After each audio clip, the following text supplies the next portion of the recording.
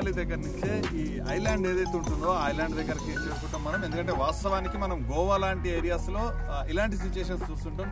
గోవా దగ్గర ఐలాండ్స్ అలాంటివి తీసుకుంటాం. ఒకసారి విజువల్స్ లో కూడా మనం చూసుకోవచ్చు. పూర్తిగా కూడా కృష్ణా నదిలో నుంచి మన ట్రావెల్ అనేది ఇక్కడ నుంచి కొనసాగి ఏదైతే నిజాం కొండ వద్దకు చేరుకోవడం జరిగింది. దీనికైతే హిస్టరీ పరంగా చాలా ఉన్నప్పటికీ కూడా కొంత నెగ్లిజెన్సీ అనేది వల్ల ఇది అంతగా వెలుగులోకి అయితే రాలేదు. ఇటు టూరిజం శాఖ వాళ్ళు కూడా రాలేదు. మన ఇద్దరు మిత్రులు ఏదైతే ఇక్కడ నుంచి పుట్టి ద్వారా కూడా అంటే ఆ బీచ్ పల్లి దగ్గర హనుమాన్ టెంపుల్ దర్శనం చేసుకున్న తర్వాత ఇక్కడికి వస్తే అక్కడ ఘాట్స్ ఏవైతే ఉంటాయో అక్కడి నుంచి కూడా పుట్టి ద్వారా ఇక్కడ తీసుకెళ్ళడం జరుగుతుంది. వీళ్ళే ప్రస్తుతానికైతే ఈ పుట్టిల ద్వారా పూర్తిగా నడిపిస్తున్నారు. అయితే ఇక్కడికి ఎక్కే వాళ్ళకి కృష్ణానదిలో మన ట్రావెలింగ్ కాబట్టి ఖచ్చితంగా వాళ్ళు కూడా సేఫ్టీ పర్పస్లో ఒక టబ్ని పెట్టడం జరిగింది. ఏదైతే ట్యూబ్ ఉంటుందో ఆ ట్యూబ్ని అలాగే దీనికి సంబంధించిన జాకెట్ని కూడా లైఫ్ జాకెట్ని కూడా ఏదైనా ఎమర్జెన్సీ పర్పస్ ఏర్పడితే ఖచ్చితంగా యూజ్ అయ్యే విధంగా కూడా వీటిని ఏర్పాటు చేయడం జరిగింది. ఇద్దరిని మాత్రమే పుట్టిలోకి అయితే ఎక్కించడం జరుగుతుంది.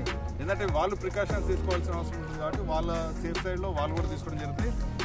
విజువల్స్లో కూడా చూసుకోవచ్చు. మనం నిజాం కొండ వద్దకైతే వెళ్తున్నాం. ఓవరాల్గా కృష్ణానదిలో ట్రావెలింగ్ అనేది కొంత రిస్క్గా అనిపించినా కూడా ఖచ్చితంగా ఒక మంచి ప్లేస్ కాబట్టి కొంత రిస్క్ తీసుకుని అక్కడికైతే తీసుకెళ్తాం. ఒకసారి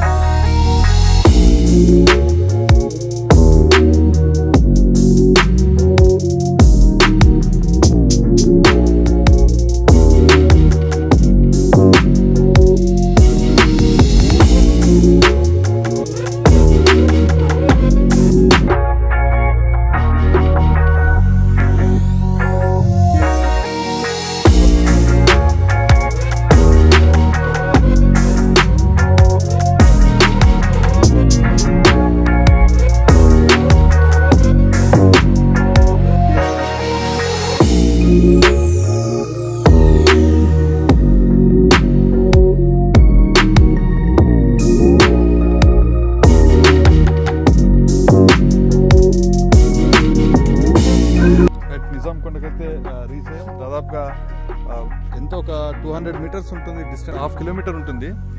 కాకపోతే ఖచ్చితంగా ఎవరైతే పుట్టి నడిపించే వాళ్ళు ఉంటారో వాళ్ళ ద్వారా వస్తేనే సేఫ్ సైడ్. వాస్తవానికి వాళ్ళే తీసుకొస్తారు. ఎవరు రిస్క్ తీసుకోకపోవడం బెటర్. ఎందుకంటే గతంలో ఇక్కడికి వచ్చిన వాళ్ళు కొంతమంది అన్ఎక్స్పెక్టెడ్గా ప్రాణాలు కోల్పోయిన సిచ్యువేషన్స్ కూడా ఇక్కడ ఉన్నాయంటూ కూడా వీళ్ళు చెప్తున్నారు. కాబట్టి బెటర్ వీళ్ళ ద్వారా వస్తేనే బెటర్. ఇక్కడ ఒక్కసారి మనం చూసుకుంటే ఓవరాల్గా వ్యూ ఒక్కసారి స్థానికంగా ఒక ఆంజనేయ స్వామి టెంపుల్ కూడా ఏర్పాటు చేసుకోవడం జరిగింది. ఇక్కడికి వచ్చే చాలా మంది కూడా అంటే సండే సమయంలో ఈ స్థానికంగా ఉండే వాళ్ళకి మాత్రమే ఇది తెలుసు కాబట్టి స్థానికంగా ఉండే వాళ్ళు ఇక్కడికి వచ్చి దర్శించుకోవడం తదితర అన్నీ కూడా చేస్తుంటారు. కాబట్టి ఆంజనేయ స్వామికి సంబంధించిన ఆలయం మనం చూసుకొచ్చి ఇక్కడ అయితే ఏర్పాటు చేయడం జరిగింది. అలాగే శివుడికి సంబంధించిన కూడా ఇక్కడ ఒకటి ఏర్పాటు చేశారు. వాస్తవానికి వర్షాకాలంతో పాటు ఎండాకాలంలో కూడా ఇక్కడ పూర్తిగా కూడా నీళ్లు ఉంటాయంటూ కూడా ఇక్కడ వీళ్ళు చెప్తున్నారు. ఒకసారి మొత్తం కోట బురుజును చూసుకోవచ్చు.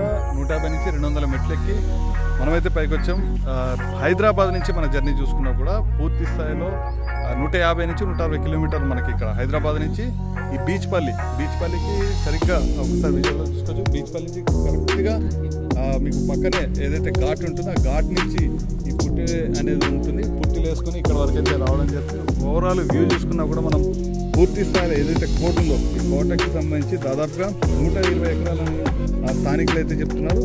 120 ఎకరాలు ఉంది. కాకపోతే నిర్లక్ష్యానికి దూరంతో ఎక్కడికక్కడ విజువల్స్లో కూడా మనం చూసుకోవచ్చు. కోటకు సంబంధించిన ఆనవాళ్ళు అయితే మనకి చాలా స్పష్టంగా కనిపిస్తూనే ఉంటాయి. కోటకు సంబంధించిన ఆనవాళ్ళు కనిపిస్తున్నప్పుడు కూడా ఇక్కడ కూడా ఎవరో అభివృద్ధి చేయకపోవడంతో పెద్దగా పట్టించుకున్న దిక్కులే అంటున్నారు. ఇదే ఎవరైతే టూరిజం కానీ ఎవరైనా తీసుకుంటే స్థానికంగా వీళ్ళకు ఉపాధి లభించడంతో పాటు ఖచ్చితంగా కొంత డెవలప్ అయితే ఆ శాఖకు కానీ ప్రభుత్వానికి కానీ కొంత అమౌంట్ వస్తుంది అనేది స్థానికులు అయితే చెప్తున్నారు. ఓవరాల్ వ్యూ చూసుకున్నా కూడా అద్భుతమైన వ్యూ అని చెప్పాల్సి ఉంటుంది. కానీ మెట్లు ఎక్కేటప్పుడు ఏ మాత్రం నిర్లక్ష్యంగా ఉన్నా ఖచ్చితంగా ప్రాణాలు పోవడం ఖాయమని చెప్పాల్సి ఉంటుంది. ఇక్కడ స్థానికంగా అదైతే పాములు ఉంటాయి, అలాగే అడవి పందులు కూడా దాడి చేసే అవకాశం ఉందని చెప్తున్నారు. ఎవరు కూడా సింగిల్గా మాత్రం రావద్దు. ఎట్టి పరిస్థితుల్లో స్థానికంగా ఉన్న వీళ్ళ సహాయం తీసుకుని ఇక్కడ వరకు వస్తేనే కొంత మనం సేఫ్ సైడ్గా ఉంటామని చెప్పొచ్చు. నేను మొదటి వీడియోనే ఒక మరుగున పడిపోయిన ఒక కట్టడాన్ని అయితే చూపించాలనే ఒకే ఒక లక్ష్యంతో ఇక్కడి నుంచే స్టార్ట్ చేసాం.